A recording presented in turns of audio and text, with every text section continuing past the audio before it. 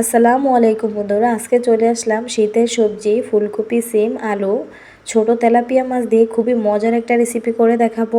সাথে থাকার জন্য আমন্ত্রণ রইল। তাহলে চলুন রেসিপিটি শুরু করা যাক। তেলাপিয়া মাছ আমি কেটে পরিষ্কার করে নিয়েছি, আর ফুলকপি, সিম পানিতে ভিজিয়ে রেখেছি। যদি পোকা থাকে তাহলে চলে যাবে। এখন আমি মাছে হলুদ আর লবণ মাখিয়ে নেব। এখন একটা কড়াইতে পর্যাপ্ত পরিমাণ তেল দিয়ে এখন মাছগুলোকে ভেজে নেব। মাছটাকে আমি লাল লাল করে ভেজে নিয়েছি। এখন মাছ ভাজা তেলে দিয়ে দিচ্ছি একটা রসুন কুচি। রসুনটাকে হালকা করে ভেজে এখানে 3টা পেঁয়াজ কুচি দিয়ে দিচ্ছি।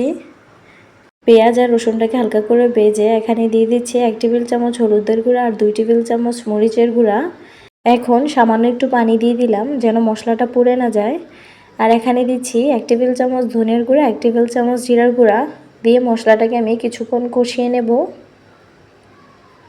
কষানো হয়ে গেলে এখানে দিয়ে দিচ্ছি একটা টমেটো কুচি, আর সাথে দিয়ে দিলাম কয়েকটা কাঁচামরিচ। কাঁচামরিচটা আমি মাঝখান থেকে ভেঙে দিয়েছি।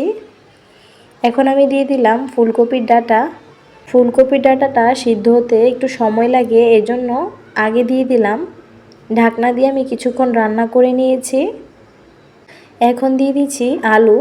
আলুটাকেও আমি ডাঁটার সাথে কিছুক্ষণ রান্না করে নেব। আলু আর ডাঁটা পানি দিয়ে আমি হাফ সিদ্ধ করে নেব।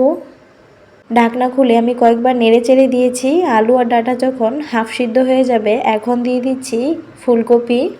ফুলকপি আর সিম সিদ্ধ হতে সময় কম লাগে, এজন্য সবশেষে ফুলকপি আর সিমটা দিয়ে আমি ঢাকনা দিয়ে কিছুক্ষণ রান্না করে নেব। ফুলকপি আর সিম যখন সিদ্ধ হয়ে যাবে এখন দিয়ে দিচ্ছি গরম পানি। গরম পানিটা দিয়ে আমি আরও কয়েকটা কাঁচামরিচ দিয়ে দিলাম। এখন আমি কাঁচামরিচটা দিয়েছি ফ্লেভারের জন্য। এখন দিয়ে দিচ্ছি মাছটাকে দিয়ে আমি আরও কিছুক্ষণ রান্না করে নেব। সবশেষে ধনিয়া পাতা দিয়ে নামিয়ে নেব। আমার রেসিপিটা যদি আপনাদের ভালো লাগে তাহলে প্লিজ আমার ভিডিওতে একটা লাইক দিয়ে দিবেন, আর আমার চ্যানেলটাকে সাবস্ক্রাইব করে আমার পাশে থাকবেন। আজকে এই পর্যন্তই। আগামীকাল দেখা হবে নতুন আরও একটা ভিডিওতে। আল্লাহ হাফিজ।